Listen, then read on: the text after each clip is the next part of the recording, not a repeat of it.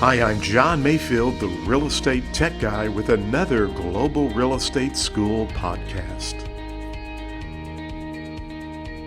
Welcome to the Global Real Estate School podcast. I'm John Mayfield, the real estate tech guy, and this is episode 018. Well, on our previous podcast, we began talking about agency, and we discussed ostensible agency, OSTENSIBLE,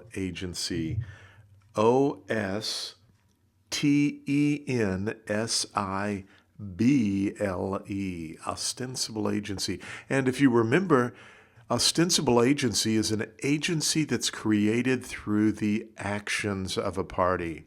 It's different than an expressed agency where a seller or buyer would enter into a written agreement with a real estate agent, creating an agency through an expressed agreement. Ostensible is actually created because of the actions. You've never really signed anything, but your actions and all of the things that you do imply to the other party or one of the parties that, hey, you are acting as an agent. So today I want to talk about agency in general so we can get a broader or better understanding of what agency actually is. So as I just mentioned, an expressed agency is when a real estate agent and a seller or buyer enter into an agreement for one party to act or represent another party. And a good example of that is when a seller would enter into an agreement with an agent to help sell their house. That's called a special agency. It's for one specific purpose. I'd like to create an agency for you to represent me, and I want you to sell my house, find a ready, willing, and able buyer. And there are many other terms with the listing agreement that would fall within the agency that's created. Now, agency agreements can also be created between a real estate agent and a buyer. We call that a buyer's agency agreement, another good example of a special agency agreement. Well, on today's podcast, I really want to focus on what does an agency actually create or require from the real estate agent in a transaction.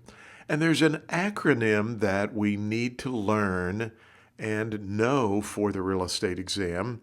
And I've seen variations of the acronym, everything from old car to COLD, COALD, as in Delta. And so the acronym COLD means that when you enter into an agency agreement with a seller or buyer, or it could be a landlord or a tenant. I mean, there's many types of agency agreements that could be created. You owe certain fiduciary obligations to the client. For example, the C stands for care. You owe due care to your client to make sure that you're taking care of them throughout this process or transaction. If you're representing a seller, you need to make sure that you price the property accurately for your client so that they can get the most out of that property. Remember, you are representing them. You have an agency agreement, so the duty of care is now part of that agency agreement under the law. You also have the duty of obedience, to be obedient to your client and no one else. You need to account, the A, representing accounting, for any valuables or other documents that are entrusted to you by your client. You also owe the duty of loyalty. You have to be loyal to your client. Now, I'm going to talk about loyalty under the agency agreement on tomorrow's podcast, but just remember, if you're representing a seller in the transaction and not the buyer, you need to be loyal to your client, in this example, the seller. And finally, you owe the duty of disclosure. You must disclose any kind of information that you come into contact with to your client, and that's part of your agency obligation. So we will look at each one of these specific duties that you have under this agency agreement and this acronym COLD, COALD.